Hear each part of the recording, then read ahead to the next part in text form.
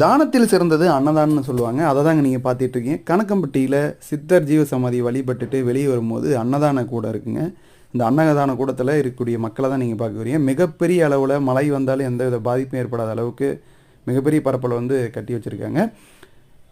இன்றைக்கு அதாவது பௌர்ணமி தினத்தன்று பல்லாயிரக்கணக்கான மக்கள் வந்து சித்தரை வழிபட்டு உணவு அருந்த வந்திருக்காங்க. அன்றைய தினம் வந்து என்ன ஸ்பெஷல் பார்த்தீங்கன்னா, மதிய உணவு வந்து பார்த்திங்கன்னா சாப்பாடு, சாம்பார், ரசம், மோர், ஊறுகாய், பாயாசம் உள்ளிட்ட ஒரு 6 மற்றும் பொரியல் ஒரு 7 வகையான உணவுகள் வந்து பரிமாறியிருந்தாங்க. மிகவும் ஒரு சிறப்பான உணவுங்க. அதாவது நிறைய மக்கள் என்ன பண்ணுறாங்கன்னு பார்த்தீங்கன்னா, அவர்களுடைய வேண்டுதல் வந்து நிறைவேறிடுச்சுன்னா அன்னதானத்திற்காக அரிசி இது போன்ற உணவுப் பொருட்களுக்கு வந்து அன்னதானத்திற்காக அவங்க வந்து வழங்குறாங்க. மேலும் இது போன்ற வீடியோ வேணால் நம்ம சேனலை ஃபாலோ பண்ணுங்கள்.